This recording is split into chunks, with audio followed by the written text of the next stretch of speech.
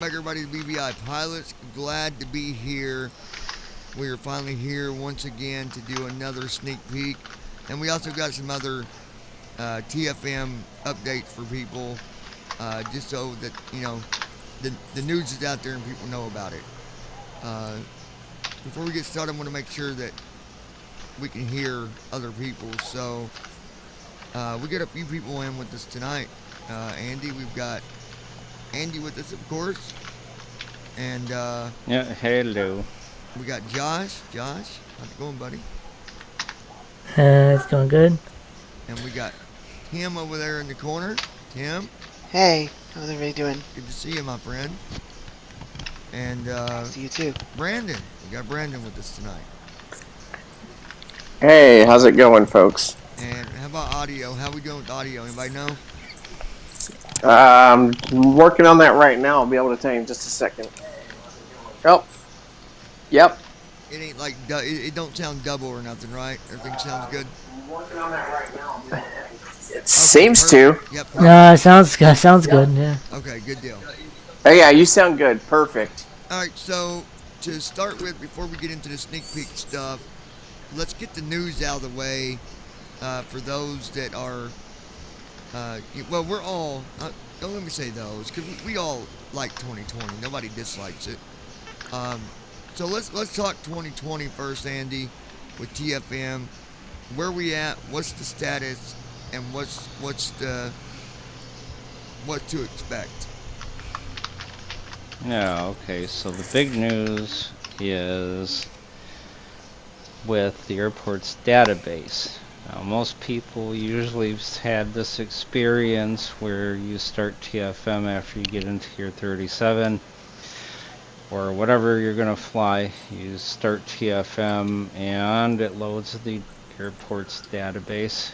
You get the message that says loading airport's database loaded, and then you bring up the FMC to your 37 and all of a sudden you get audio buffering and video lurching and all that good kind of stuff. How I know about that. And it is a result of the airport's database for 2020 is so huge that no longer can TFM or FSUIPC handle it in one big chunk. So, the guy that wrote the airport's database features that we use, Paul Henty, we put a report out for him, quite extensive one at that, and he rebuilt the entire airport's database feature set that we use, which at this point has TFM's database features busted into a billion pieces that I have to pick up like a puzzle piece and put back together again. So luckily now that I am yeah, it was a migraine earlier, but with him helping me out in private with it a little bit here and there, I'm starting to get the hang of how it works. Oh, the Paul guy's been helping you out privately? Yeah, and so that's cool. Yeah. After we got the database to load, I was able to put back together the where am I on the ground feature. That's the right bracket shift C. Right. While you're on the ground, it'll tell you the gate runway or taxiway, and now because of the new feature set, it will tell you when you're in the airport's boundary lines. So for those people who may not have a runway in their scenery, and previously they would hit right bracket shift C. Detroit, New York, those are good ones for this example. Sometimes Denver might be a good one. It would just say Detroit where or whatever, yeah. TFM is missing, like the runway literally exists in the Eric cycle database, but the scenery is not got it. So you can land in that actual physical location, but it might say something like Wayne, Michigan. Yeah. Yep. Well, As a general point, how do you know you've actually landed where you're supposed to land? I mean, as far as you know, you could have just busted your 47 through someone's front yard and mowed their house down. Yeah, because I remember You don't several know. times that I was flying and I would land and Brandon would be on with me or Josh would be on or even Tim, and I'd say, well, it's not showing me the runway. It just says, and you know, it's a good flight, but you're like, but am I at the right spot? Like, am I in the grass? Yep. Am I on the Yep. runway? Am I in the water? Yep. Who knows? Well, at least now with this new database feature, if you land on a runway that doesn't exist in your scenery, let's say, or let's say you just overshoot the runway by 30 or 40 feet. Yeah, like Detroit. Let's just say Detroit, 'cause that's a good one to go Yep. by. Yep. So let's say you land on a runway in Detroit and you overshoot the runway by 20 feet. So you do right bracket shift C, see if you landed on the right runway, and it says Wayne, Michigan. Well, now with these new database features, the way he has them broken down, we can actually tell you that you're at the airport. So instead of saying 21L at KDTW, it will just say at KDTW. Now, So but you'll would at we least know- know you've landed at the airport. But would we know if we actually got on the Yeah. runway or not really? There's no way to identify that. You won't be, no, you couldn't tell if you landed on the runway. Initially, you just would be able to tell that you're at least within the geo-fenced area of the airport. Yeah, so I guess That if- way you know I for guess sure if you're you not land like, and you got a good landing and it still says, you know, KDTW, then at least you know you're there, you're within the range of it, that it would still be acceptable. yeah, I guess. because most of these flight trackers, they don't bother to track whether you're on a taxiway or you're Right, at a right. particular gate or you're on a particular runway. They don't care. The only thing they care about is you landed somewhere within the vicinity of the airport. Yeah, yeah, That's all they try. That's all they track.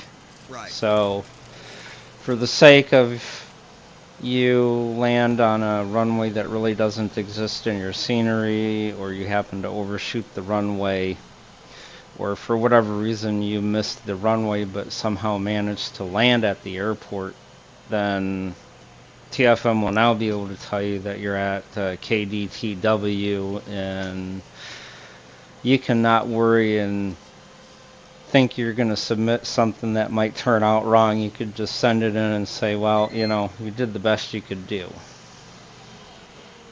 Yeah, because it still doesn't mean you didn't hit the runway. It means that that runway might not just be in your scenery. So, you know. Yeah, so the runway probably isn't in your scenery or something like that. So that particular thing you won't have to worry about, so it'll just tell you you're at the airport.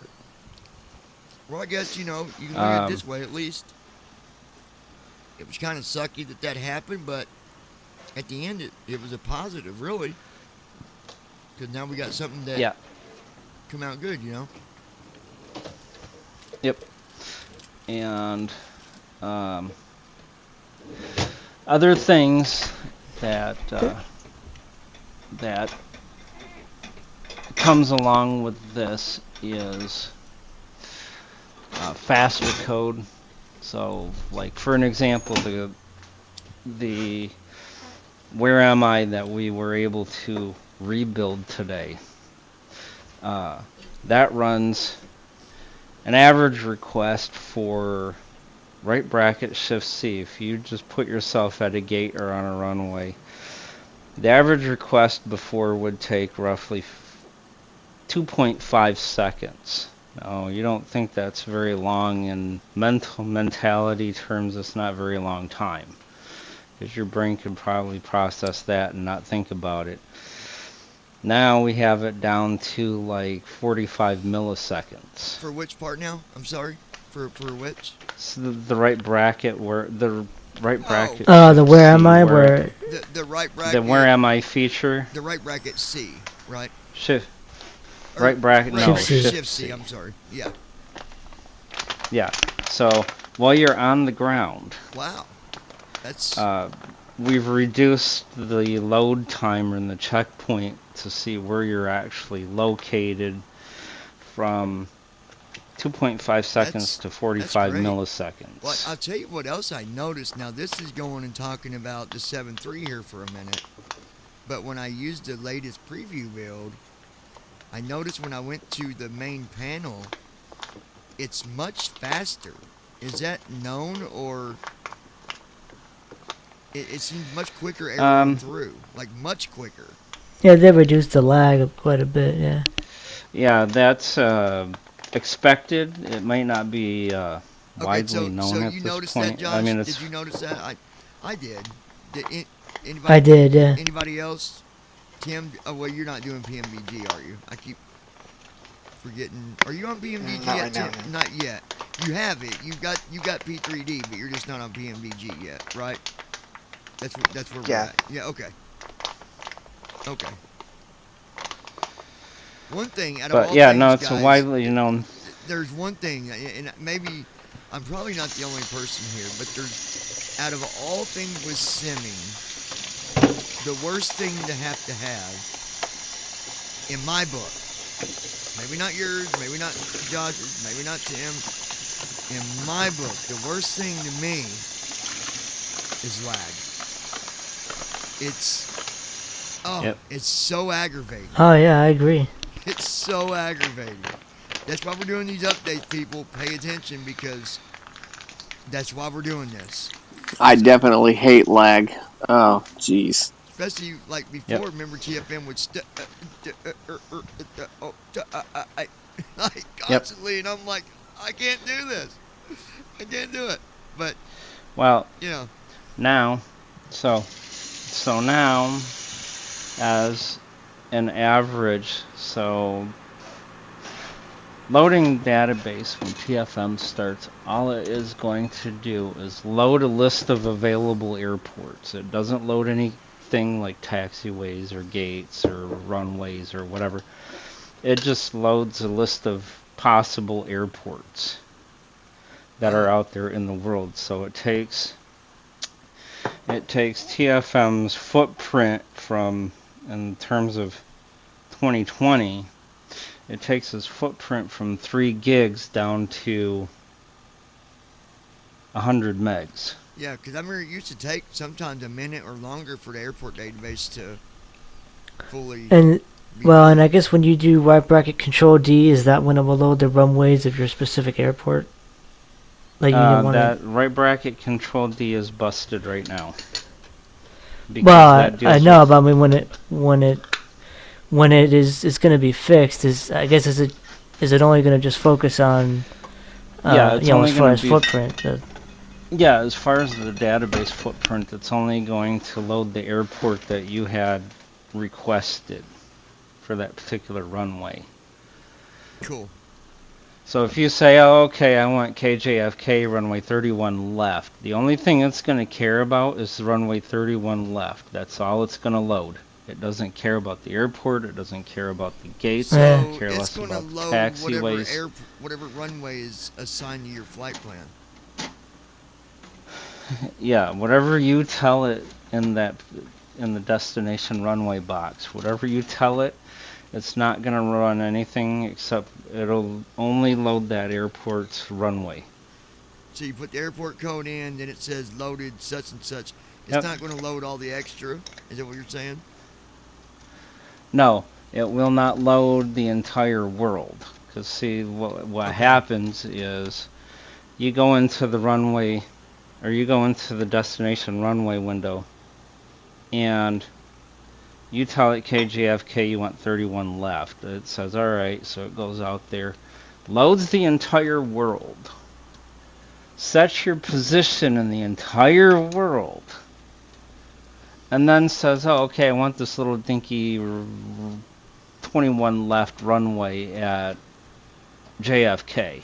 And it's like, okay, you loaded 3 gigs worth of world twice. Once to load it, once to set my point in Yeah. position in that particular world. Well, let me ask you a good question. Just to track a runway yeah. at an airport that Yeah. Now here's a question So, I got, and I'm it sure will take- everybody will be asking this. What if you're on VATSIM and they give you a different runway than what's on your flight plan? Then what it will do is when you put in a different runway, you put in a different airport, you put in a different runway, it will unload that particular runway you used to have, delete it from memory, and reload the new runway. So it's still a small So when footprint. you're saying putting in a Instead different of runway, three- are you saying go to the CDU and you got to put in that specific runway now? Because isn't that something that we wasn't able to really do, was based on, or can we put that into the CDU so that it'll read what runway we Well, need? no, so you could You put can, the, you can put it in the CDU, and then you, can put it put into the runway do right into back the Control D. FMC. So when you do your flight plan in the FMC and you go to arrivals, Yeah, I'm just saying though, once we put it in Under- there, that's what it's looking at.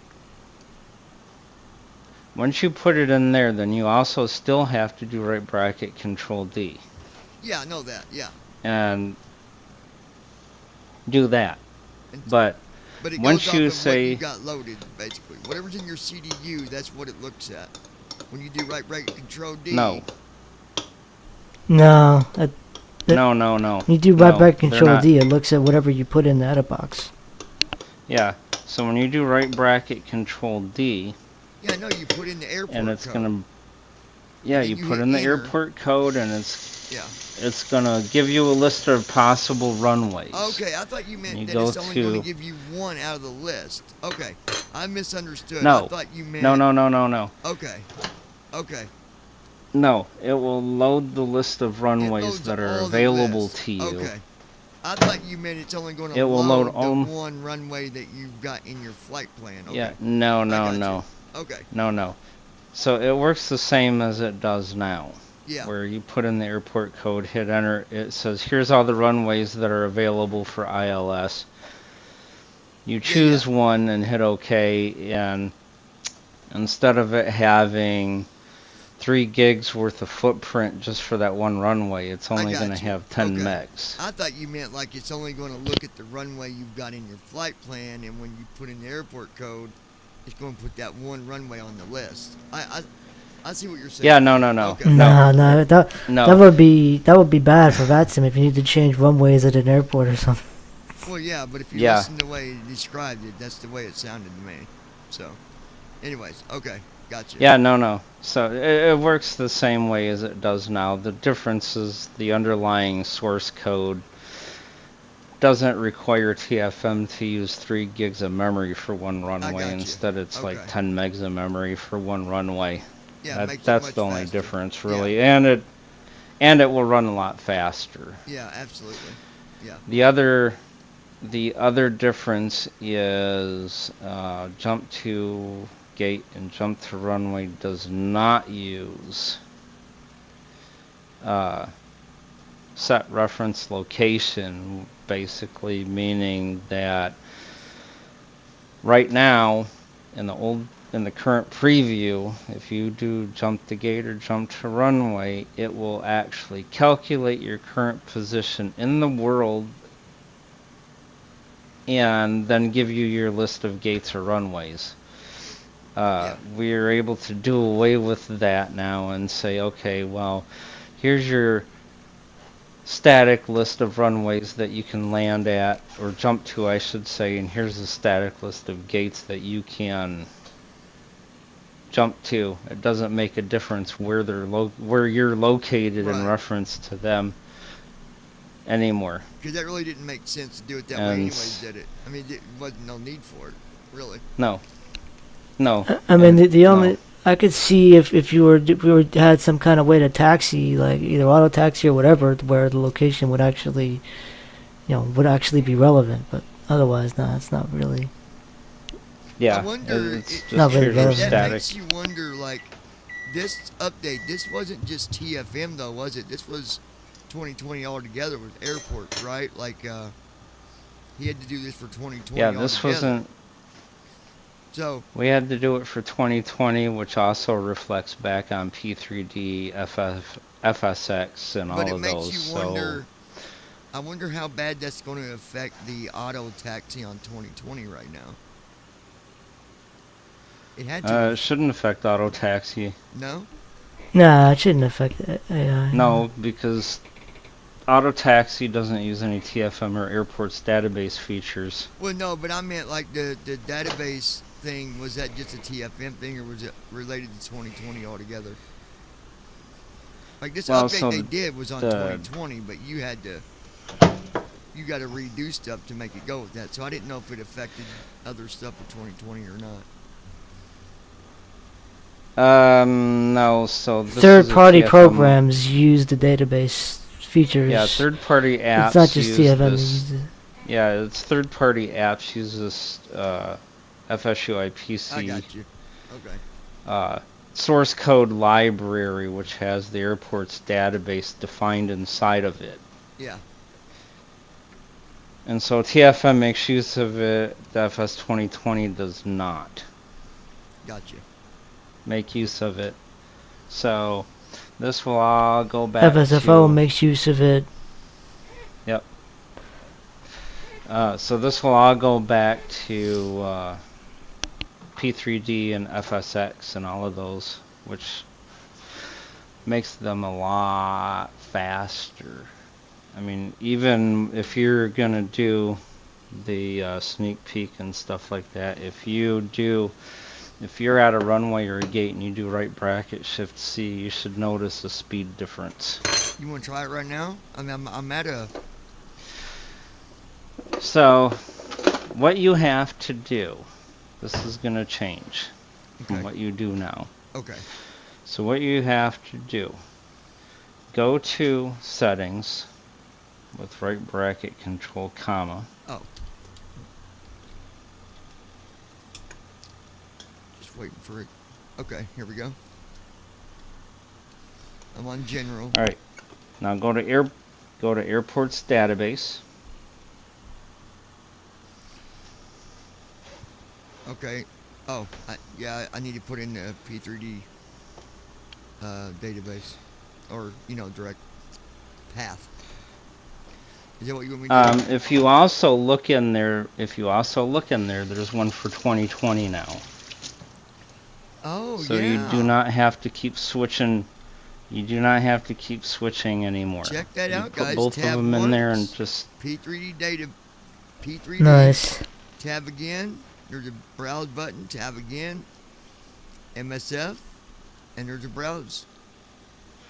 That's cool. Yep. And then what is this rebuild button for? Yeah, that's a database that is a new database feature. So what basically happens is, instead of reading the CSV and XML and text files that Make Runways makes, because that's what the old way of doing the database used to be, is when you loaded the database, it would read in to your app all of those text files and all of those CSV and XML files, which is what caused it to have a lot of overhead. So now what they do is you have intermediary binary files that your app reads from, which makes things faster because it's easier to read from compiled binary files than it is to read from text files. And it also lets you say load an airport, set your reference point in the world to that particular airport, and that's all you care about. Right. So this rebuild database button will go and read the text files from Make Runways, build the binary files, store them on your hard drive somewhere, and then TFM can make use of them in a lot faster way. Now, here's good things about this. Let's say this is down the line. I am going to put this out as fast as I can once I get all the database features fixed, but we can pretty it up and feature it up, if you want to put it that way, as we go along with things. So you can check to see if the database is out of date. And so there will be indicators, let's say, in this airport's database settings window that surround the rebuild button, and it can have here's your make runways file path that's for the sim you've currently loaded. Here is your database files, your binary files path in case you have to go delete them for whatever reason and start over. There would be a thing there that says your database is out of date. You may want to consider rebuilding it to make use of the new runways and frequencies and whatever else comes with it. So there's a lot of things there. It'll actually tell you if you have the make runways output in the right location. It'll even tell you that. So if you're loaded in, let's say, P3D, and you come in here and it will say, I don't think so, because you don't have the make runways output in there. That will alert you that, uh-oh, maybe So, I need like- to go run it in there. And So right now I've got the path set up for P3D. So if I hit that button, so if you press that button, rebuild. it will pause for a split second. It'll pause for a split second, and then you'll have a message box that pops up. It'll say done loading from, and then give you the file path that it loaded from. And can I do that now, or should I restart TFM before I do that, being I just set the path? And do it now. You should be able to do it now.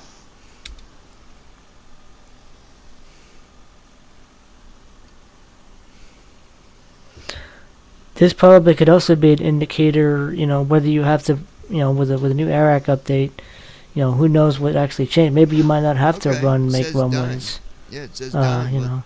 So it Yep. took like 8 seconds, you It guys. should. No big deal. Now the FS 2020 will take a lot longer. When I built it on mine, it took it roughly 15 seconds. So on slower, Is there anything else you need me to Setups, do while it I'm might- in the settings, or can we close that? And take a lot longer. And you can close the settings. you say I don't need to restart? Now, if you TFM? restart TFM because it has to load the Oh, database. Okay, so right bracket, Control Shift X. And now you'll see a thing that comes up that you're familiar with. They're loading database loaded. Wow, that was fast. Loading. But I'm guessing that should be So- faster too. So it said loading Yep. database, and then it said, what plane I had, and then right after it said what plane I had, it said done loading. So big difference. And I can imagine, even though it's going to take longer on 2020, it's still going to be faster than what it was before. Oh yeah. Now, do right bracket Shift C. I got a Microsoft blah blah blah framework. What? You shouldn't Oh, have. that's not good. Crash. Let me hit quit or continue. Hit continue. That's weird. Okay. Well, it's not perfect, but Well, hold on a minute. I know why. Wait a minute. I need to put in my my key for the. oh, that possibly might be why. Yeah, because it's not in there. So when it's trying to do it, it's going, hey, how do I get that? Being, Here you go. All right, so I'm going to go to settings real quick.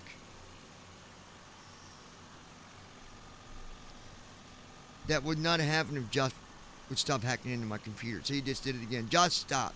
No, I'm just kidding. Yeah. Just kidding, guys. Wow.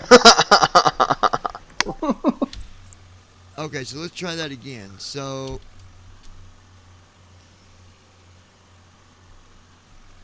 no, let me restart TFM.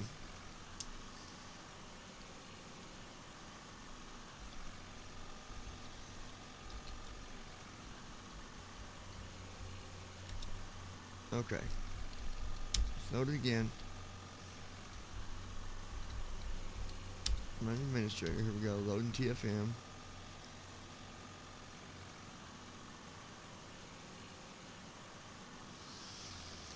Airports database is loaded.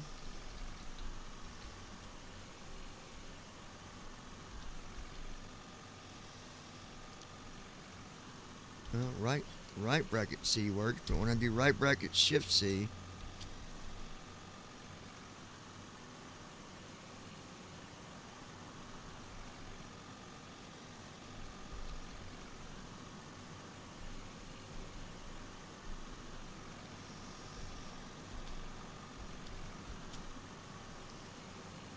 yeah, I'm doing right bracket shift C, but I'm not getting anything.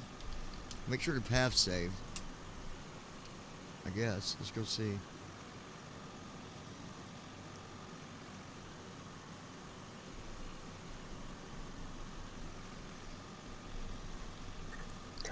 Folks, I gotta jump out of here and make a quick phone call, but I'm gonna tune Okay, into let the me stream. see. Where exactly are you, anyways? Like. Oh, it didn't save my Okay, it didn't save my path that I had set up for. Let me do it again. Oh, that might be why.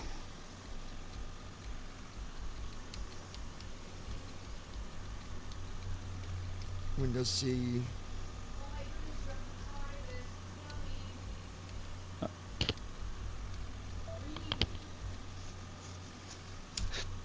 Okay, so now that I've got that in there, I'll hit OK and restart it. Oh, I got it too for some reason. That's weird. Did you? See it? Yeah. I didn't get it earlier. I don't know why it's doing it now. Why is it giving me? I put it in there.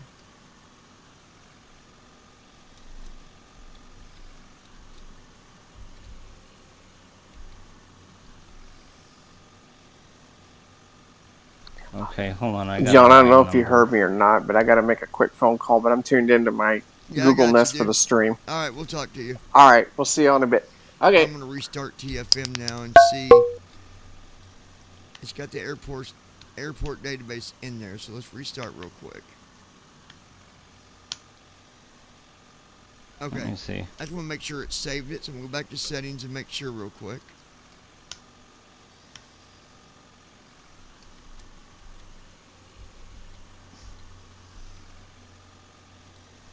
Okay, okay, so the path did save that time. Should I do the rebuild? No, you shouldn't have. Yeah, go. Just to make sure. So we're gonna rebuild.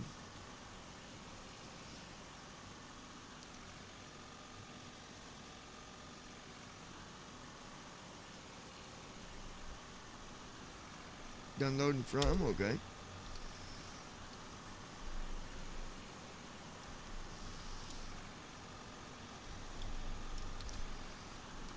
Now let's try. I'm still getting this error. Yeah. Yeah, hold on. Okay. Yeah, that is weird. I don't know why. I'm at keep doing the LAX same too, by thing. the way. You want to know where I was? I'm at LAX. Tim, did Yeah, you that have a shouldn't good, really matter. not heard from you for a while. Did you have a good Christmas and New Year?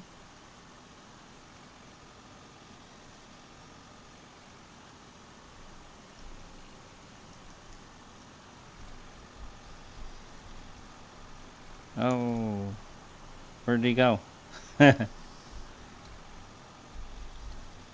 He might have stepped away for a second. But yeah, my right bracket C works fine.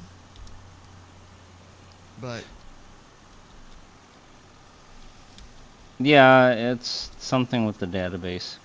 Because I'm Anyway, getting well- it too. well, he'll figure that out, guys. It's not a big deal. Once he gets that figured out, then we'll show you. Oh, hey, can y'all hear me? Yep, we can hear you now. There you are. Oh, sorry, I was on mute. Like my headset was muted. Oh, No, I was like gone for a week and a half. I was at my parents, and we went out to like my family out east and stuff. And we nice. spent I a while figured out it was there and came something back. because And I'm that like, was I told Brandon, I yeah. said, man, I ain't And then heard the nothing. last weekend I was out of town. Yeah. I went to see like Fallon and stuff last weekend. I was like, man, I ain't seen Tim at all. I hope he's all right. But I figured you just busy, stuff going on. I start college again tomorrow. I got to deal with that same instructor I had last semester. Not looking forward to that. Because now, I'm just going to say this while he's looking at that, guys. When it comes to accommodations, and those of you that's been to college, you know this. There should not be, at any time, should we have to give this long explanation to an instructor on why we are receiving it. That conversation should not have to take place. Number one, they get a letter. Now, I don't know how it went for you guys before. It used to be you give them a letter, you hand them a letter. Then they updated it where they email them the letter. And in that letter, it says, such and such person is receiving special accommodations. Along with these special accommodations, they will be needing X, Y, Z, etc., etc. It tells them enough in that letter to where you shouldn't have to argue with your instructor to get your accommodations. Ever. Ever. Now, I don't know anybody else that's ever had trouble with accommodations with an instructor, but I have. This is the second time, second instructor, and it's annoying. But anyway. Did you ever have any of that when you was in college, Andy or Tim or Josh? Did you guys ever face any instructors that made it complicated / unnecessary? Yeah, Yes. a couple. I mean, like, Yeah. but they were rare for me. I mean, a lot, but I mean, yeah, it did happen And you know, at times. when I say explain, I also don't mean like I'm always up for talking about my accommodations. So like explaining to them, yeah, PDF is what works best for me because, stuff like that. I don't mind talking about it, but don't throw me to the corner because you feel like, I mean, literally, I had an instructor tell me that, well, that letter doesn't give me enough information. That letter's coming from the accessibility department, so they need to take it up with them, right? Like, what are we going to do about the letter if it ain't enough information? That's not our fault. But, anywho, I don't want to get too far off track here. All right, Andy, so Yeah, I think I have a fix here for you, so hold on. do you want me to unload TFM? Yeah. All right, so we're going to shut down TFM. I'm gonna give you a new. Oh, guys, I didn't ask you that, so I can just go delete that folder. Okay.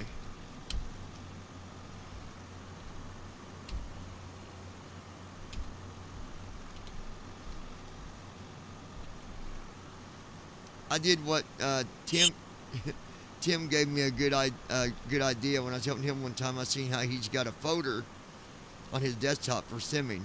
So now I do too. I got everything in that folder. Makes it much easier, don't it, Tim? Yeah, I basically put everything in there, like pre-3D and TFM and all my Okay, airlines it's on its way up. and any other tools. I wonder if there's a way I could put P3D in there, even though I've already got P3D installed and I got the icon on the desktop. Can you move Just cut the icon out of the desktop. That's what I did. I just cut it and put it in the folder. That's all I did. Oh, so just Paste. go highlight it and hit Control X. Yeah, Control X and go into the folder, your flight folder, and hit Control V and move it. That's how I did all mine. I had like 40 icons on the desktop, and I cleaned it up one day and got it down to like 25.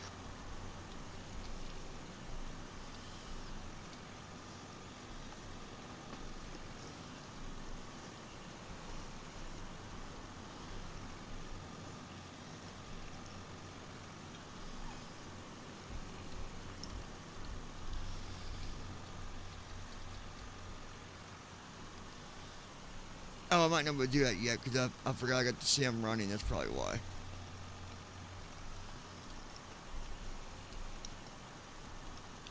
Okay, let's see.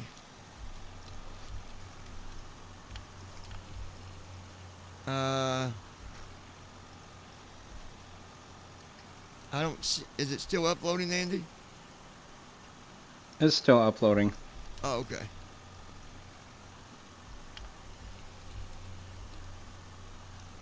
Let's do weather. We'll cut it. There we go.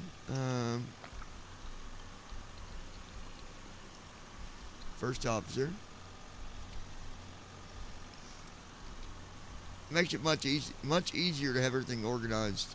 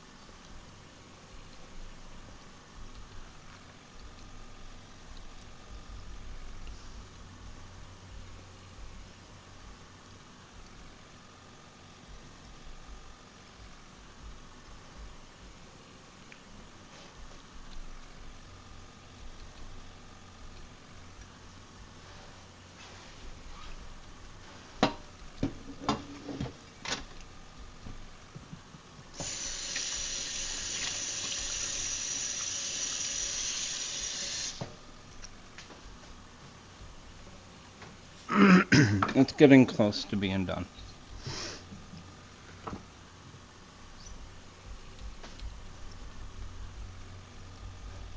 What is this? Start. COUATL for GSX. Oh, I think that's that.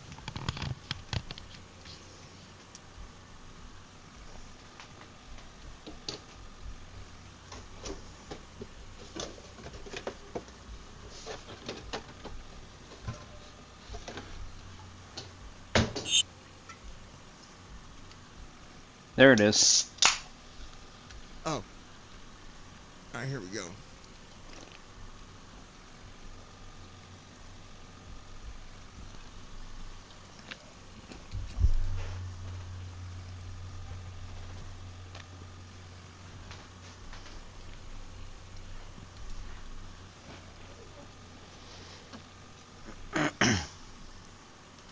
That's pretty cool. He can fix it that quick, you guys.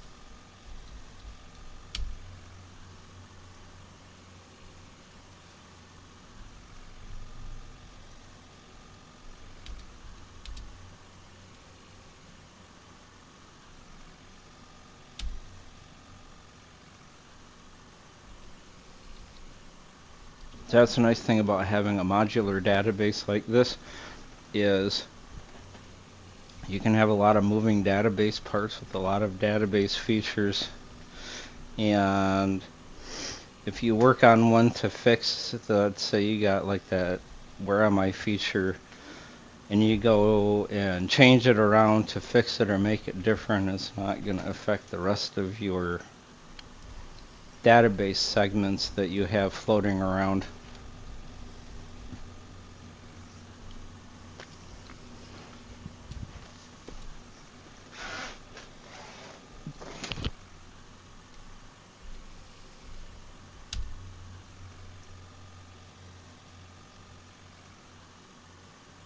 Um,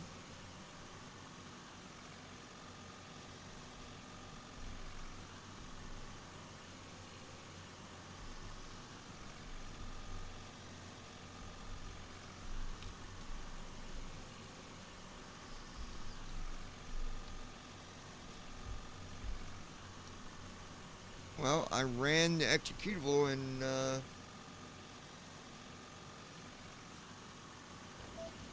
it just Is it says still giving you problems? TFM not responding.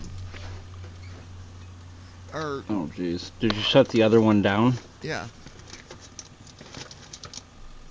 We're just going to do the long way. Hold Weird. on, guys. Oh, it ain't going to let me kill it that way. Yeah, I had to close it all the way. Let me open my task manager, make sure TFM is completely closed here.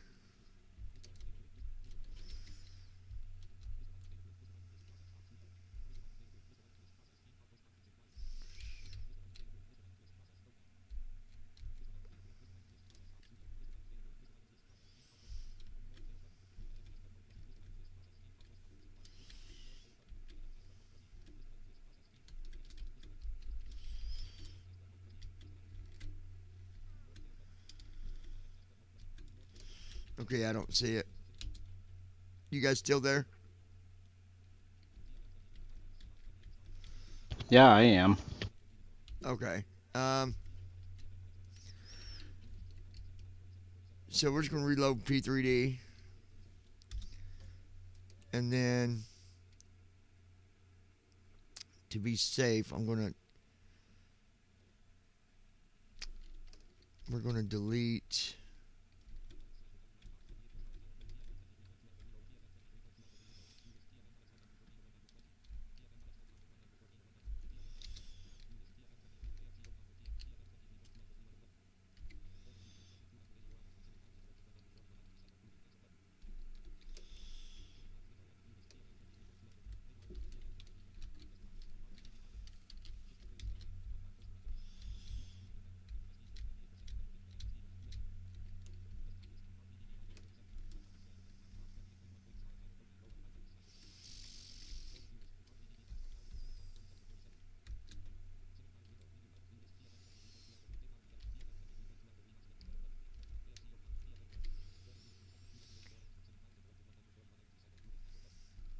It won't even let me delete it. It says it's in use, but yet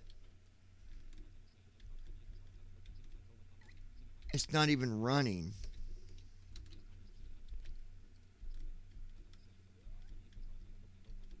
Like I don't even have P3. That is weird. Go back to task manager, but Yeah, that's...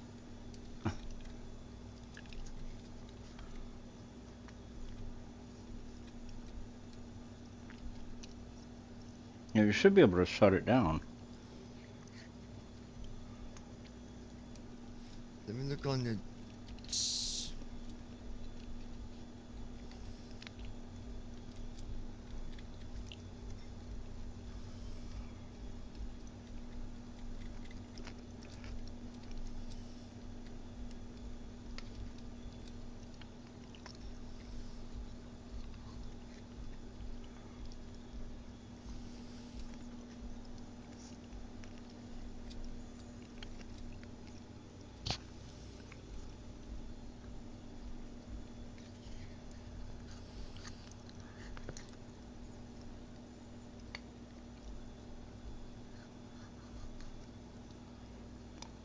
Yeah, I don't even see it running anywhere.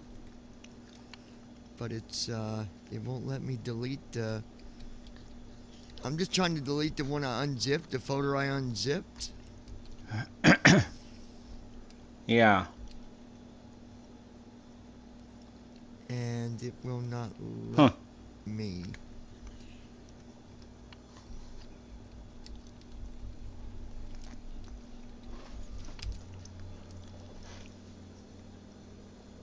You might have to restart.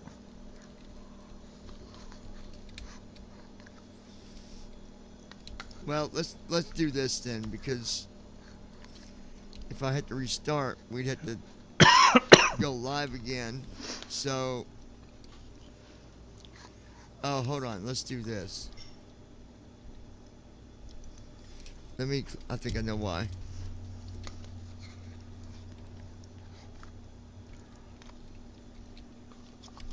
Let's try now.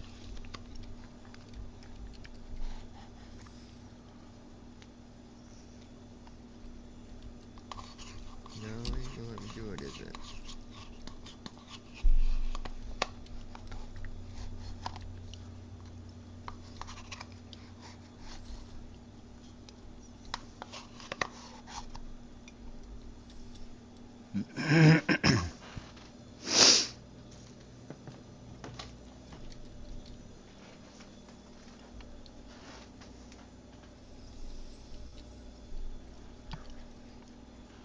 Alright, let's try something.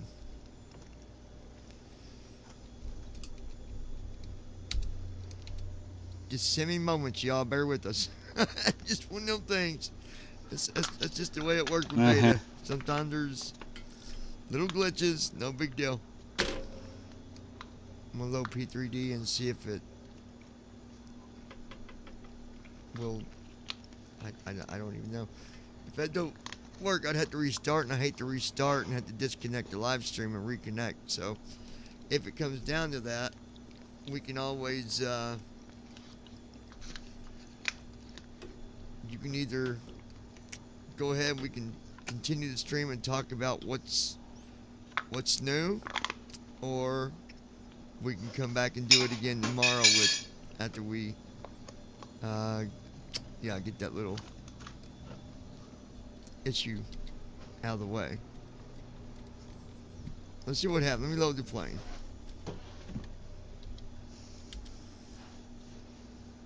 Change vehicle. Alright, pmdg. Let's see what happens here.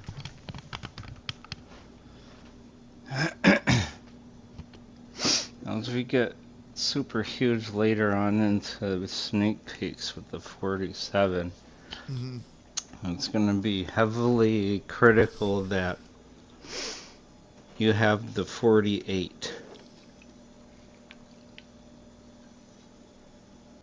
I believe I have. Well, I've got the 48 is the it's not the main package, it's the one after that, right? Like when you It's the extension of the 47, yeah. I have that. I do have that.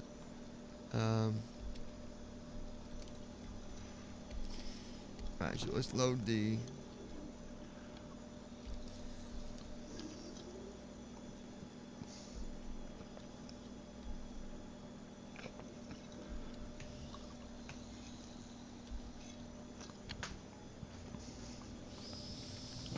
because I've got as we go, I've got the 747-8.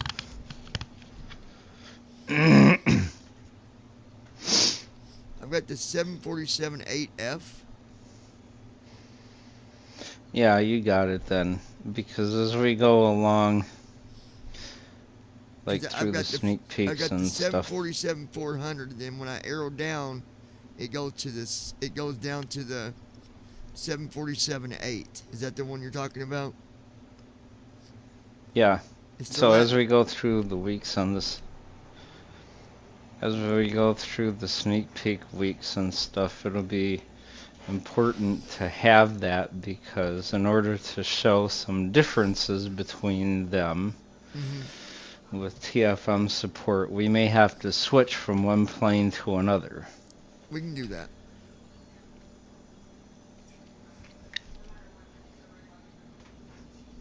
Okay.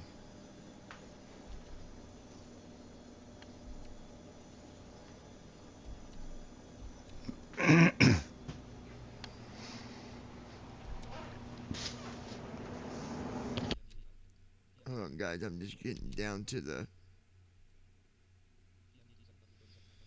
Okay, here we go. We'll just load that one. Change airport. Clacks.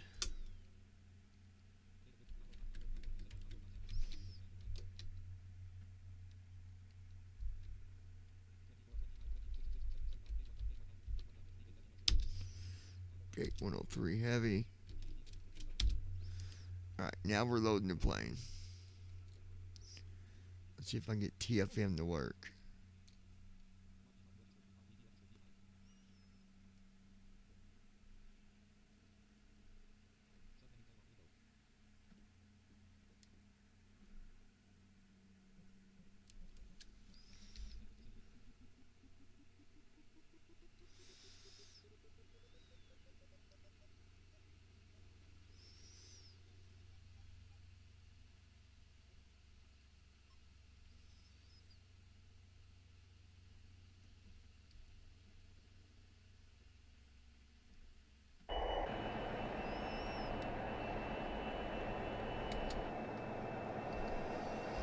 Yeah, it just says not connected to simulator, but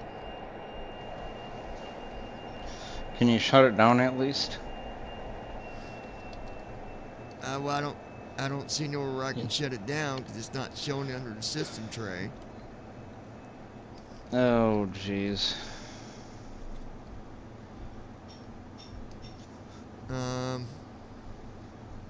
It's a ghost or something. Somehow, yeah. Somehow it's hidden and I can't find it. I don't know how, but Yeah, it ghosted itself or something. I thought there was a command you could do in the DOS thing to kill. Well, no, because that would kill everything.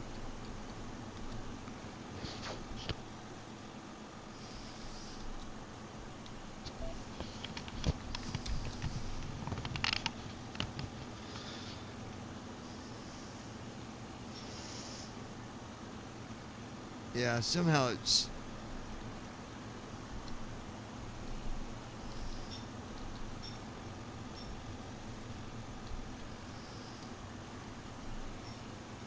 Yeah, it like froze or something. Yeah, I don't know. Well, let's just do this. Let's just. So we're not killing this whole stream for nothing. Let's talk about, because there's not much there at the moment, right? So we can talk about that probably. Yeah, there is the MCP boxes, the heading, altitude, speed, vertical speed, flight controls. So we have access all of to those that now. Yeah, all of those that are on the 37, those are on the 47. So they're fully functional. They're totally usable.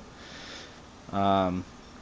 A few notes of interest. First of all, the speed box has a fully functioning and working speed brake and auto brake, just like it does in the 37.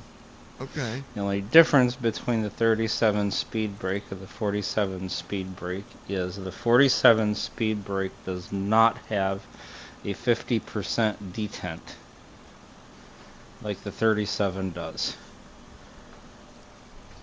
Okay. Is there?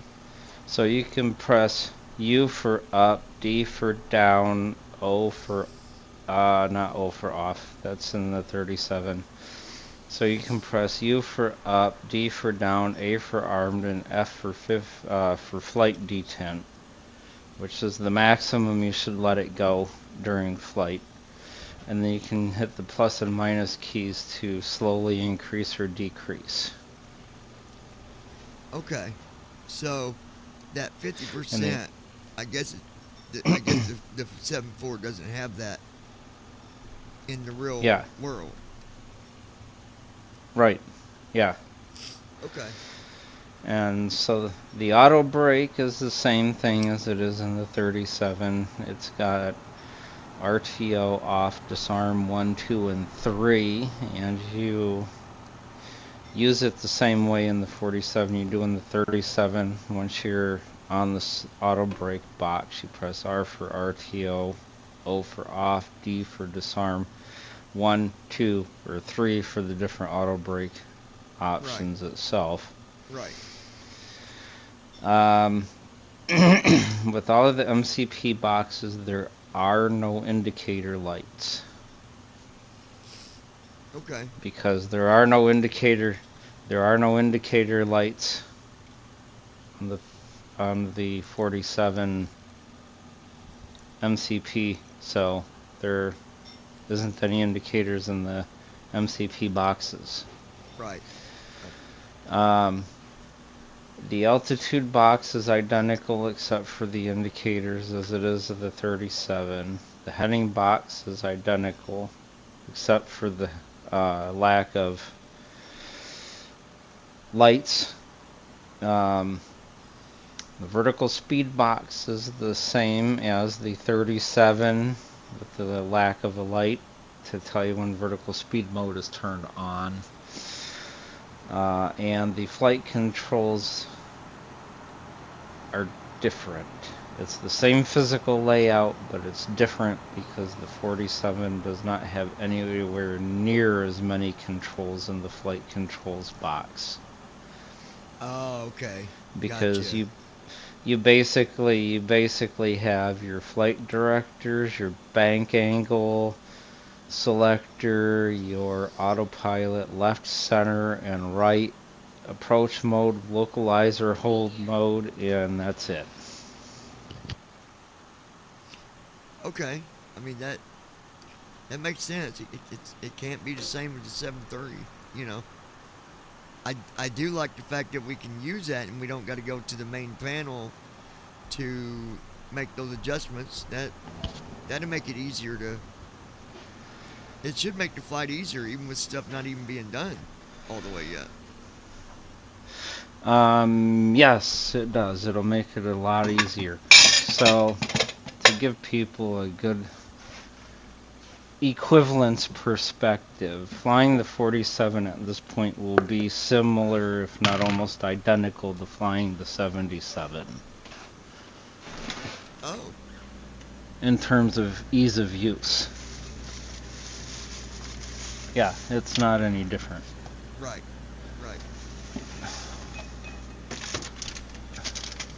So those of you that enjoy flying the 7.4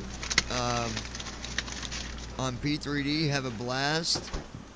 But on 2020, just wait. Don't attempt it right now.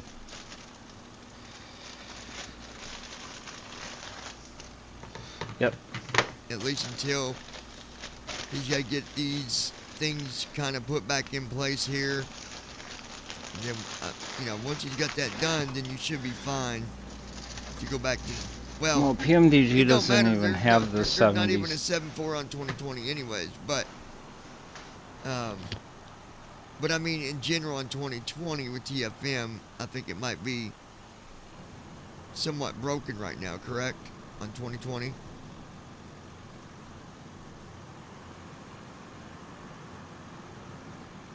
Say again? On 2020, TFM is somewhat broken at the moment. Oh, yeah. There's a lot of groundwork to do with that before it's as stable as P3D.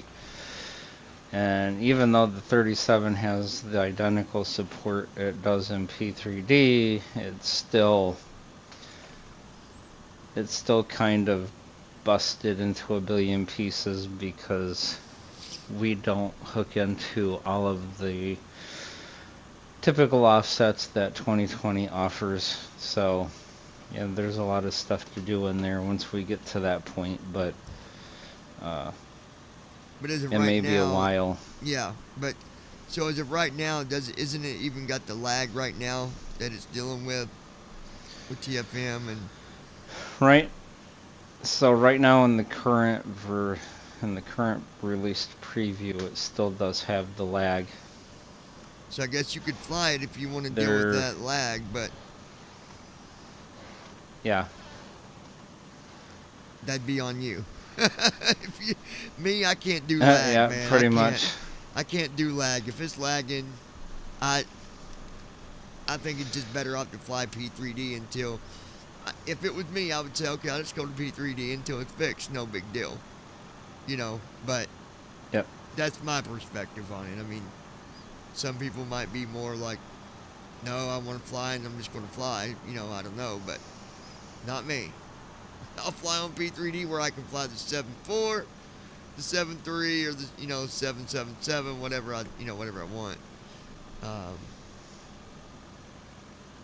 But good news on Yep. the 7.3, you can now put in your altitude, your speed, your headings, and all that without going to the main panel.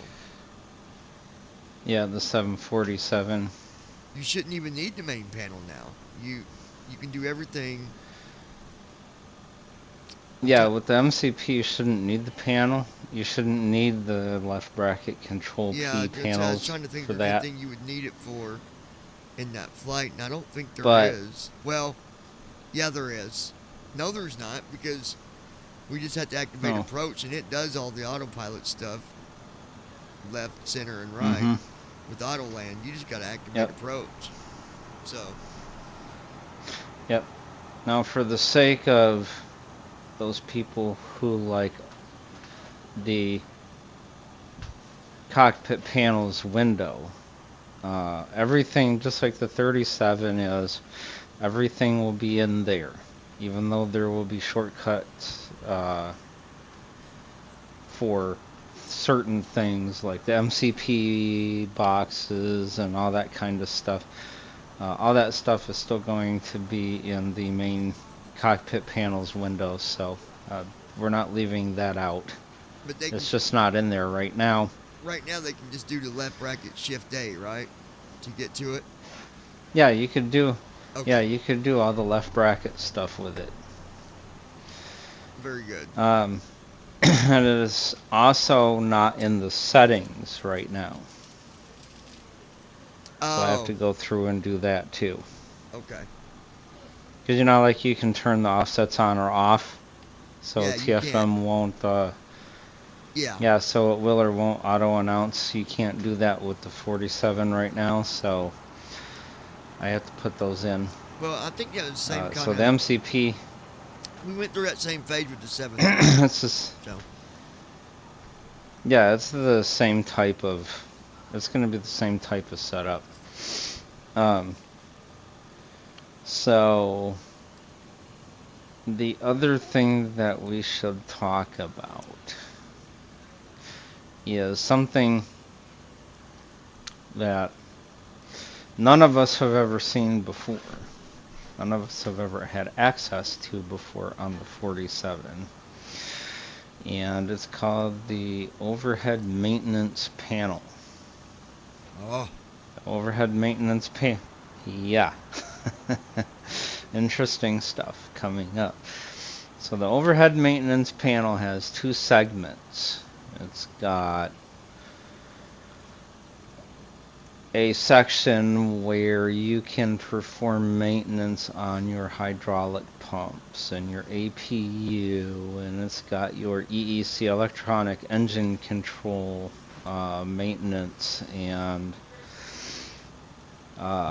even on the 748 you can choose what APU startup source that you're going to use, and the 748 freighter has a maintenance panel called EMU. Whatever that is, I don't know.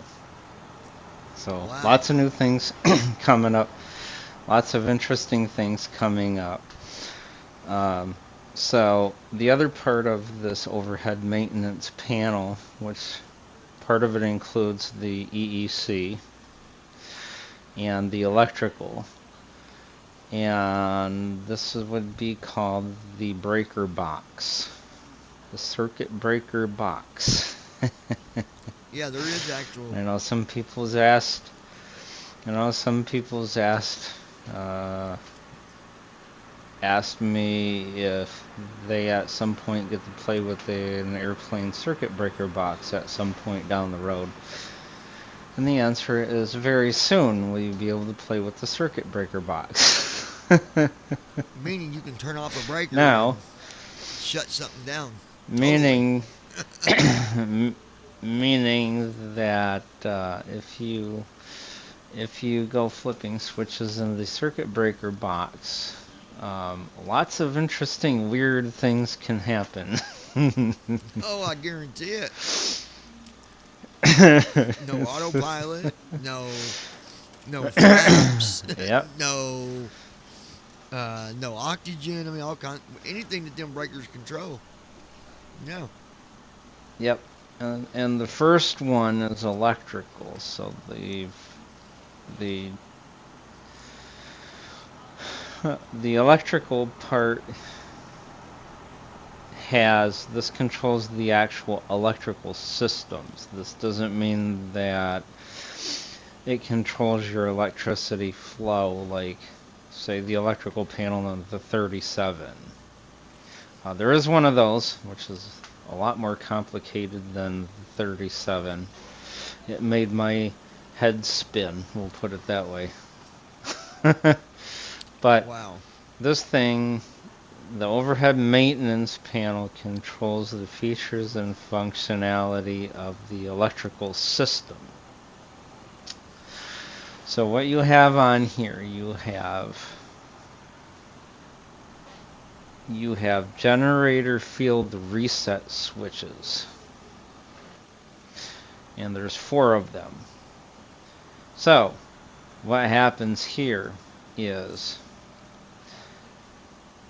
by default, they're all switched to off, which means that your reset switches are not active. Right. Meaning that all of your generators are working as expected. If a generator is not working as expected, then you go to this panel and look to see which one it is, and look to see if a breaker has been flipped to the on position. If it is, then you can try flipping it to the off position to see if it will reset itself. So that is what those are. There are 4 field There are 4 generator field reset indicators.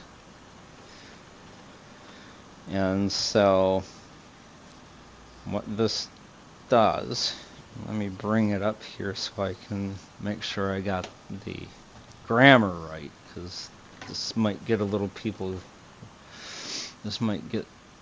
some people confused. Yeah. Let's see.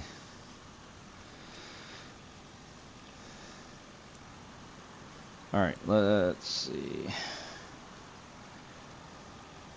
Okay, electrical overhead maintenance. Yep. Alright, so let's go.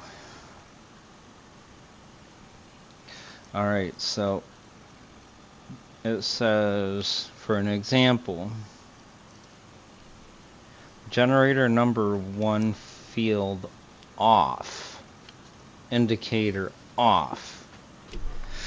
So what this is if any of these generator field lights are turned on, it means that your generator field switches are off. It's kind of reversed, because you normally think, and this is why I say this is a really weird, complicated system of a turned on light tells you a light's turned off, tells you a generator's turned off, tells you an APU is turned on, tells you that your electrical system is botched somewhere. Yeah. Kind of idea. Right. You're basically following a rabbit hole down another rabbit hole. So it's kind of like a cautionary light or a warning light. So if your generator field reset lights are on. It means that your generator field's reset switches are tripped. Oh. And so they're in the off they're on the off position, which is confusing because then your generator field reset switch will say on. And see how you're tracing it down a rabbit hole. Yeah. Yeah. Because it's like a light's on to tell you a light's off that says it's on the on position. It's one of them It's things like, where what the you're hell? going to have to kind of study that whole area to really Yep. understand it. Yep. So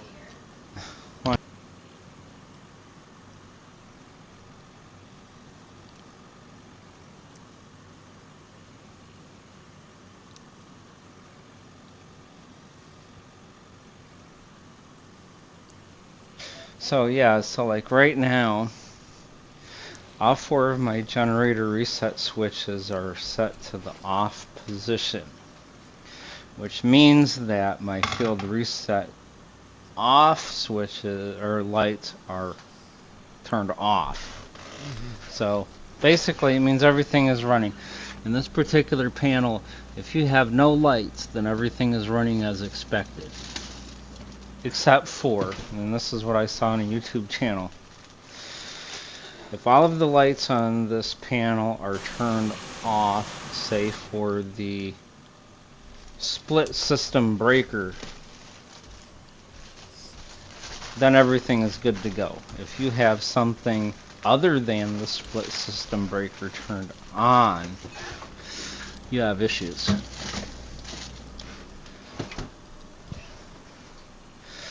Now, in this particular panel, you have 4 generator field reset switches. Yeah, 1, 2, 3, and 4, one for each engine. So you can access those either by tabbing through the window or pressing Alt-G as in golf. And it will take you to the group of generator switches. The next thing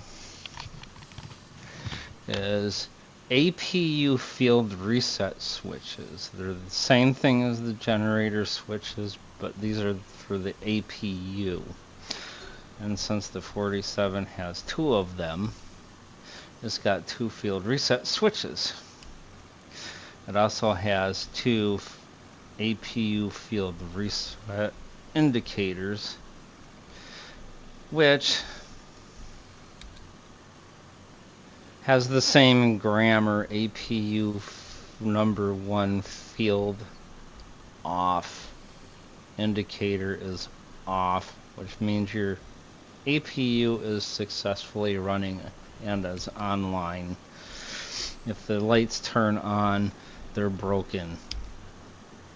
And you have to go down the rabbit hole and figure out what's going on and why. Yeah, so there's 2 of these. A lot of stuff you gotta. Yep. So there's 2 of these. 2 switches, 2 lights for the APU reset switches. Now you have the split system breaker switch. It's when it's running in the normal setup, it is closed. Split system breaker is only open when one of these lights turn on and it trips a breaker somewhere. Or the other condition that I had seen was when you're in auto land, split system breaker will go to the open position and the isolation valves will then be set to on, because what will happen is generator 1, 2, and 3 And the auto land sequence will automatically start controlling the autopilots. Generator 1 will do autopilot left. Generator 2 will do autopilot center. Generator 3 will do auto right. And generator 4 will power the remainder of the airplane. If you're not in auto land sequence or you have already landed, then system split breaker is closed. Isolation valve is either closed or set to auto. And generator 1, 2, 3, and 4 control the power for their particular side of the airplane. 1 and 2 for the left side, 3 and 4 for the right side. And you can access split system breaker with Alt S's and Sierra. It also has a light associated with it, which you can access with Alt 3. And by the way, generator lights in this panel are Alt 1, APU lights are Alt 2, split system breaker is Alt 3. The next thing in this window is ground power tests. You press the button and the airplane will go through a ground power system test. That has no lights indicated with it. It's just a button you press. And you can access it with Alt N as in November. Now, that is for the 47-400. That's all that's on that panel. For the 47-800, you have one more button. It's called towing power. And because the 800 is so huge and so heavy, you can't expect a little dinky tug to pull that thing by itself. So if you turn on towing power, then the airplane can help it along by giving some extra push to itself. Basically, it will move And that's the only wheel. on It the helps to move the wheels.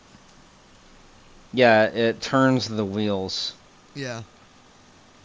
And That is cool. and so that's only on the 800, so if you're on the 400, you'll not see that button. If you're on the 800, you will see that button. And that's what we have so far. Well, the 777 is bigger than the Queen of the Sky, right?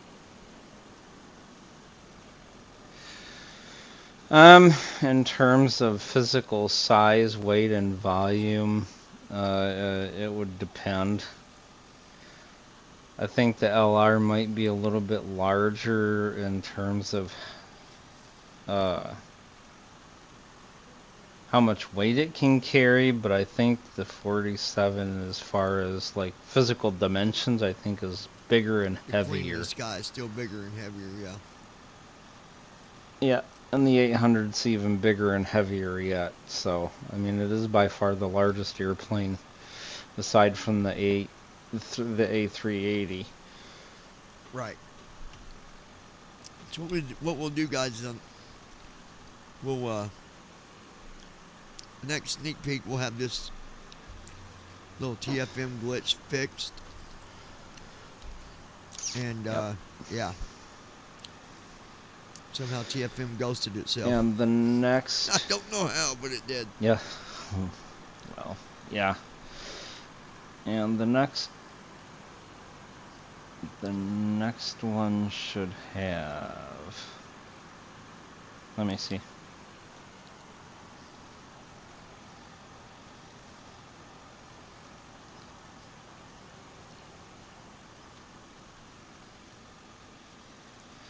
Okay, so the next one should have overhead maintenance fuel.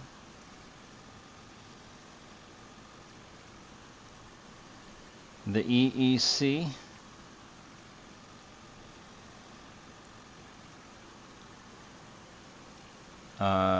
Flight controls hydraulics.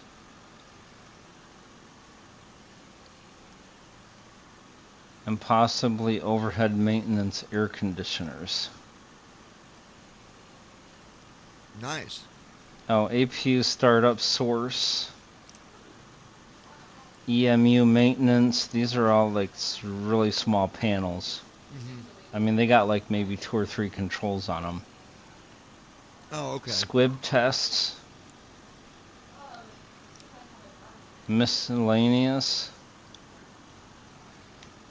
Yeah, so by the time we get done with the next one, the overhead maintenance panel should be finished. 'Cause there's really not a whole lot on these panels. Like squib test, there's like 2 switches. APU source, there's like 1 switch. Yeah. EEC, there's like 4 or 5. EMU, there's 1. So, and then we'll start the actual electrical overhead. Yeah, and that's So when by the time you'll start seeing more. yeah, that's when you're gonna start like dying and wanting to know why did you decide to do this. Right. Yeah, because I'm sure there's a lot to this thing. Yep. Matter of fact, when I was watching YouTube videos about it, they actually have, I forgot what they call it, but it's an actual display that comes up on the forward panels. And instead of, let's say, the 37 where it gives you digital readouts of your amps and volts, and it gives you your AC and DC selection choices, and that's what you got. In the 47, there's actually a display you can flip to on one of the panels. It will literally give you a system map of your current electrical flow. Wow. I mean, it's a system map. It's a system map of all the electrical wiring, and it shows you where electricity is coming from and where it's going to. Wow. Obviously, we won't be able to use it, but it's there. I mean, if you're not sure about something, then what a lot of like first officers or engineers do is they'll just flip to that, take a look at it. Okay, everything's looking good. Because they can figure out exactly if there's like an electrical flow that's not getting to where it should, they can go to that and see it. Yep. Yep, and they can possibly see where it's being held up and what might be the problem. If a wire's been broken or anything. Yep. Yep. That's amazing, man. And that's always available to them, except, now this is funny because I was watching a real pilot who flies these things in real life. And he says the only condition where you're not allowed to see the electrical system flow map is on Autoland. And then he says if you see Autoland 3 on your combiner, then you're not allowed to see the electrical system map because it is so different than what you would normally expect to see that apparently feedback back to Boeing had told them that people get really confused when they go look at the Autoland 3 power configuration sequence. It looks so different that pilots would actually think something is wrong and they would try to quote fix quote Autoland and put it back in its original setup that they're used to seeing like at cruise or whatever. So Wow. Boeing just said because Autoland 3 is so different of a power setup than normal, Leave it alone. we're not even going to let you see this. Right. Yep, Just we're leave not it even going alone. to let you look at it. Yep. Wow. That's amazing. And so what they said is like on the switch or on the power, the switch that will flip to that display, it will actually flip the selector switch to inhibit, so you're not allowed to see it. So if you try to see it, it won't pop up. Yeah, it just won't go there. Wow. I guess the only ones that can see that is maintenance when it's on the ground. I guess they can, ones that know how it works, Yep. electrical engineers. But Yeah, wow. yeah. And that's what he said. He said once you get it on the ground and stuff, then the inhibit switch will turn itself off, or if it doesn't, then maintenance has a way of getting in to see it. Right. Yeah. That's amazing. And I was thinking he was explaining how he actually traced a power source from generator 1 all the way up through the wing, through the hydraulic pumps, through the EEC, through the forward dash, through the combiner, up to the overhead, maintenance overhead. And he said, here's our little generator reset switch. And then he traced generator 2.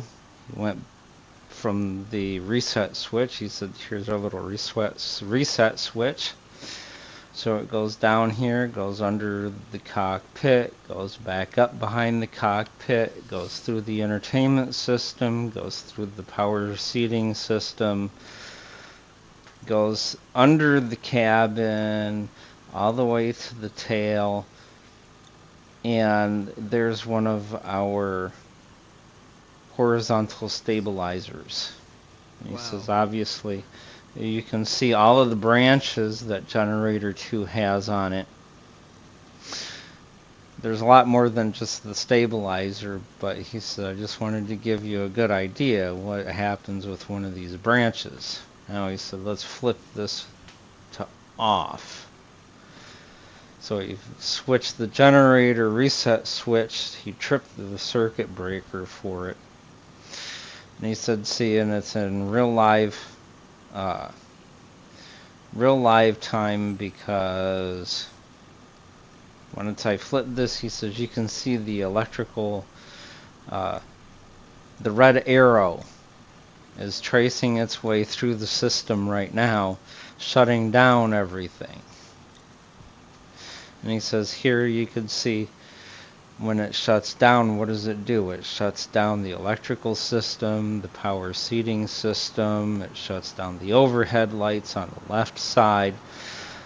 Why? Because those are not mandatory things for it to fly. So if it needs to reserve enough power, once you trip the breaker, it will do it for essential things like flaps and stabilizers and brakes and rudders and yokes and things like that. All the overhead lighting and entertainment system, the power seating, those are not necessary. Wow. So, yeah, he's like, it's really complicated. So guys, this is what we got so far. I'm guessing maybe another week or so we will. Here's the other thing, guys. The Twitter account, if you follow that, I'm going to start posting tweet messages or announcements through the Twitter, and I'll let you know ahead of time that, hey, we are going to be doing sneak peek on, and then I'll, give the date. Because sometimes me and Andy get together and we're like, we can go ahead and do one. Now, I'm just going off how it was in the past. It was never always on a Thursday. Sometimes we did it on a Tuesday. I think, Andy, you'd probably agree if I said that it really depends on where Andy's at with what he's programming, because some stuff has got a whole lot. For example, just what he was talking about, there was several little panels, but they only had like one switch, two switch. So he might say, hey man, I can have this knocked out by Wednesday. Or, we can do this on Tuesday. So where I'm getting at this is follow us on Twitter as well at BVI Pilots. And I'll do announcements there as well. Because I know this is a big deal. A lot of people like flying this one. I love flying the Queen of the Sky. I love this jet. My other computer, for some reason, has got my Queen of the Sky doing all kind of bonky stuff. But whatever it is, I'm not going to worry about it because I got P3D5 on this computer and it's running fine. So, I mean, why worry if I still got a good copy of working? So, anyway, we'll keep you updated on that stuff. And if there's something, someone had emailed and said, do we wait until we do a live stream to announce anything that needs to be announced right away? No. If there's something really important, you're going to know about it. You'll know about it through TFM's channel. You'll know about it through this channel. You'll probably even know about it through Declan's channel. I think his channel was Blind Flight Simmers. I might be wrong. Yeah, Blind Flight Simmer. Blind Flight Simmer. Yeah, there's no S on the end. Okay, so just Blind Flight Simmer. Yeah. So all these channels, you guys, if there's something that important, trust me, you're going to know about it. Because Andy's not going to want to wait until a week to say, oh, by the way, guys, this is why you had trouble all week. He's going to let you know right away.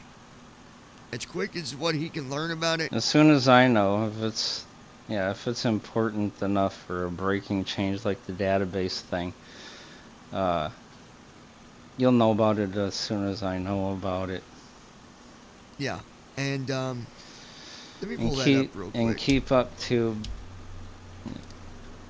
and You're good, keep up to on whatever channel, the BVI Pilots YouTube here or the Twitter and things like that, because 37 is exciting to have almost full access to and all that kind of stuff. But to have something like this,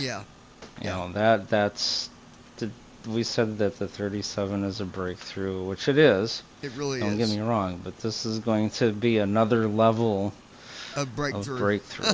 Yeah, most definitely. Yeah, it's going to be, like the 37 is breakthrough level 1. This is breakthrough level 2. Yeah. So Alice said, I just wanted to know if you guys do announcements only when you're doing your sneak peeks, or will you make announcements if it's important? Will announcements come out sooner? She also said, I was also wondering about submitting errors or bugs within TFM. Is there a limit on how many we can send you? Obviously, I'm not going to spam you with every little thing, but just wanted to make sure so I know where to prioritize sometimes when I see things that are acting silly or might not work to TFM's expectations. There's no limit, but he don't want 20 messages a day. There's not a... Okay. Well, there's not a limit to... Say there's not a limit to the number of bug reports that you can put in. We don't do that. So if you're a TFM user... put more than one bug in one report, and I don't know how you would do that.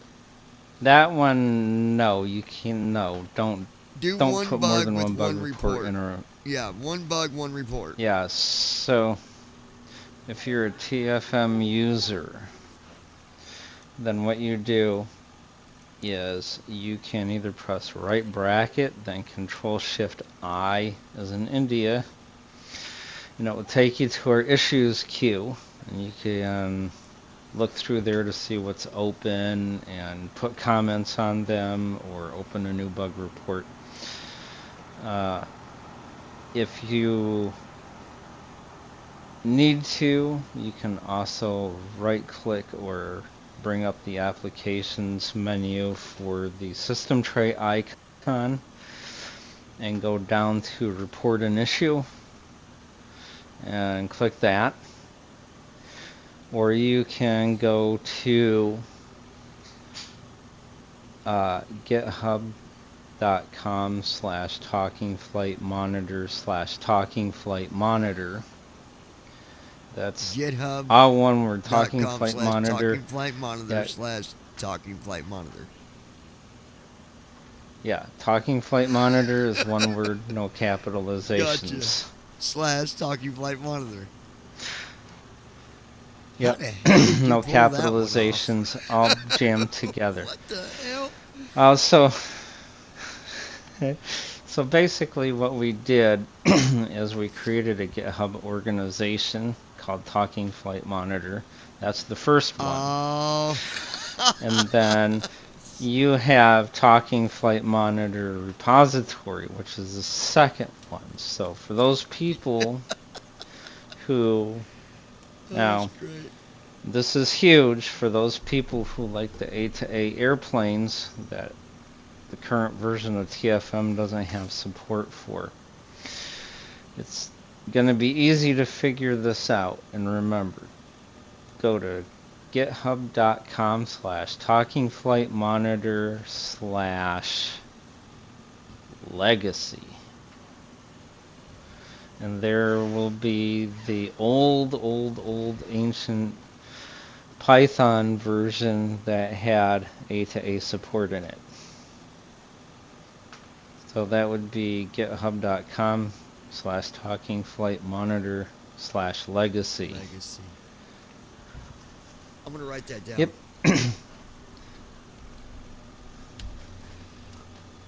I'll put it in chat for you guys. I'll put it in the window. So Talking Flight Monitor. Well, let me do it from the beginning. HTTP. No, it's github.com. // github.com/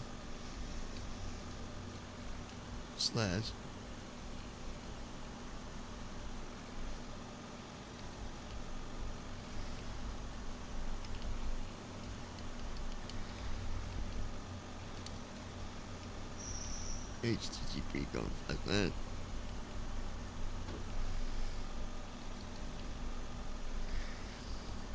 Talking Flight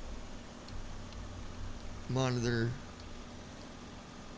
/ legacy LE G G ACY ACY.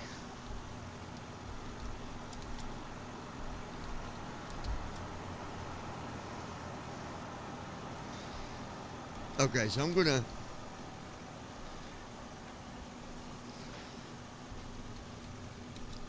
open the chat real quick and put it in the window so you guys got it.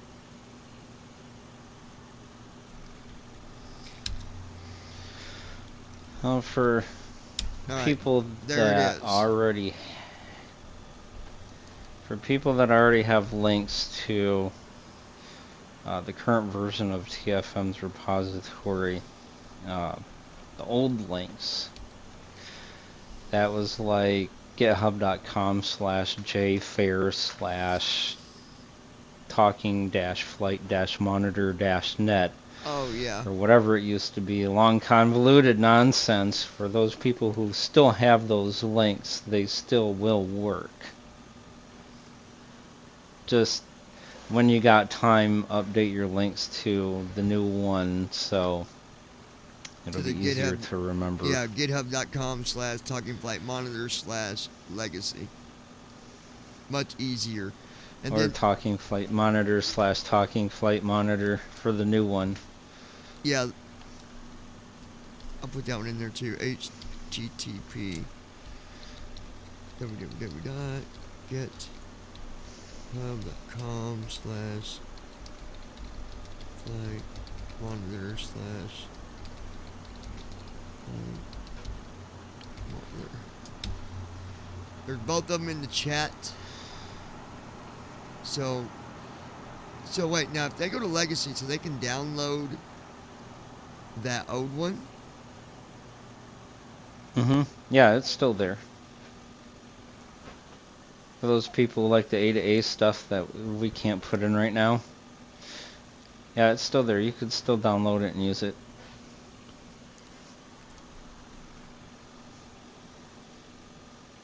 I'm trying to remember. I think it supported the Bonanza. Now it's the payware though. You got to get the pay. You got to get the right planes for it. I believe you got to get like the actual payware Bonanza. The payware. I think it's the it's the Piper Cub, the Bonanza, and I think the Skylane. Which I love flying those. I've thought about, you know, I used to have the Bonanza and I don't know what happened to it. I hate to have to buy it again, but I had it before. But we'll see.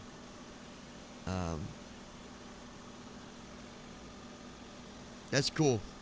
So let me ask you this, because now I'm sure people are going to say, does that mean that he's still offering support for Legacy? Or We do not support Legacy. It is, no, there are no bug reports, no new feature requests. That whole project is shut down. We're just keeping it there for people who might need it for the A to A stuff on occasion. do you ever plan if they wanna on use it. bringing A to A stuff to TFM? Now I know We we're can't talking give a date or a time, but yes. right. I know we're talking a while to go. A while to go. Not this year. Not next year. Right. But maybe once Right. like the 7.3's done, the 7.4 done, the 777's done. You know, I don't know if maybe then or maybe by then you might be jumping into the Airbus. I mean, who knows? I think the Airbus would be more, Yeah, we don't know. you know. Yeah, we'd have to go with what most people vote on and want to have I'd say done. Airbus all the way, dude. I mean, we got people already. Overall, most people are. They're wanting Airbus. Yeah, overall, overall, most people are saying do the pmdg stuff and the Aerosoft Airbus stuff. Oh yeah. We get a handful now and again that say where'd the A to A stuff go. Here's something you guys can look at it this way. Can you fly the A to A stuff right now on TFM? No, it's not supported. But where is it? Now here's the pop quiz question. Should make it a giveaway. Pop quiz question is, where can you go right now and fly A to A? Right now, where can you go and fly one of them planes? Because I know where you can go. Go to 2020. Go to 2020 and fly it. I'll say the giveaway. Anyone who can answer the question in the next 2 minutes gets a free copy of TFM. Yeah, there you go. Yeah, we'll give you a free copy of TFM. That's it. Oh man, Just kidding. It's a trick. TFM is always free. Yeah, exactly. I'll remind you guys. Somebody sent an email. I usually bring it up on my streams at the end of it, beginning of it, talking about the cash card giveaway. I'm still kind of going through on the best way that I'm going to be able to tally this up. But really, let's say that Andy gets 20 people to subscribe. And then, let's say Josh got, now I'm just making these names up. Josh got 15. And then Brandon got 10. So, hopefully I can have it to where I'm going to, when someone subscribes, obviously the person that says, hey, go subscribe to BVI, let them know that I sent you. That way when you go into the, you go on, into the video, wherever, whatever the latest video is, whatever, the latest live stream, and they say, hey, Andy sent me. I'm going to try to tally it up that way, hopefully. But I can look at subscribers and see who subscribed and when they subscribed. And then, so Andy did 20 subscribes, so he'd win $100. Josh did 15, he'd get 50. Brandon did 10, he'd get 25. But if Andy's the only one that got 20 subscribers on March 1st, well, he just made up for first, second, and third. So that means he won all 3 cash cards. I mean, fair is fair. If no one else did it, who else would I give it to?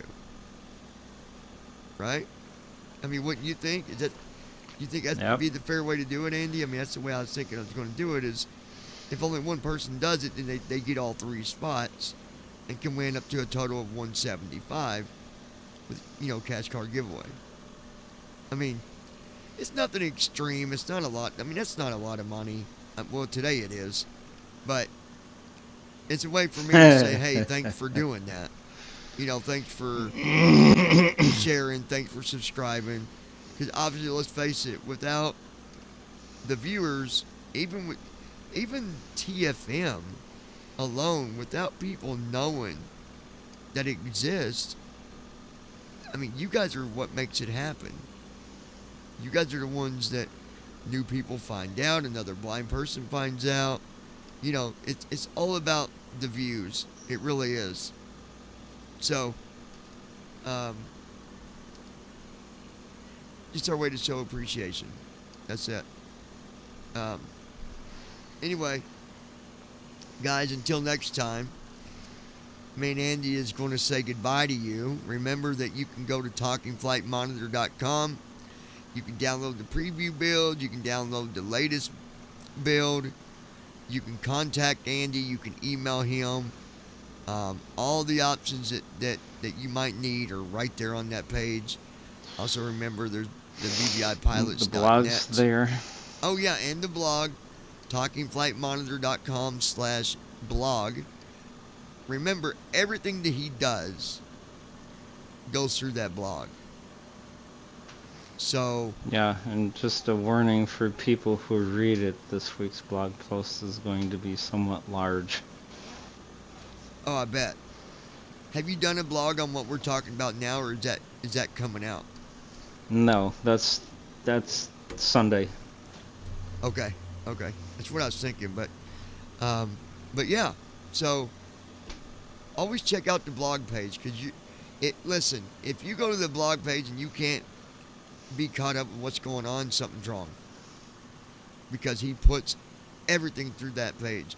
But honestly, there's no way you could be out of the loop, because TFM posts it, BVI Pilots post it, Blind Flight Simmer posts it, we do the podcast,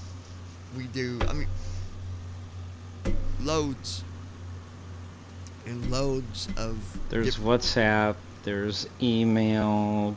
Yeah. There's the BVI Pilots email, there's the Blind Simmers community groups on WhatsApp, there's our YouTube channel, there's this one, there's the website, the blog, the GitHub repositories. So everywhere. Podcast, of course. Yeah.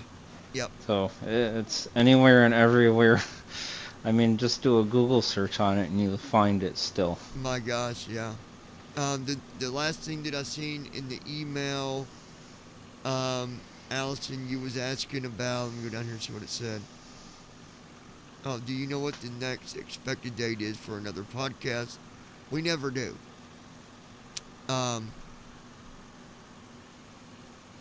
It could be 3 months. It could be 5 months. We put out a new podcast when there's something new to talk about in simming. and something that we have 100% factual information. So that way, when someone listens to our podcast, we know that if they say, "Well, I heard it from the podcast," and we know that they didn't get it from just, anywhere. We know that they got facts, not opinion, or we stay away from opinion on the podcast. So the answer, no, I can't tell you a date, but I can tell you that to just follow it. And we will also make an announcement if there's one coming up. So, all right, guys, take care. We appreciate all of you. We hope that all of you guys enjoyed this stream, and we'll see you back here real soon. So be sure to tell your friends about us, and until next time, y'all take care, and we'll talk to you soon.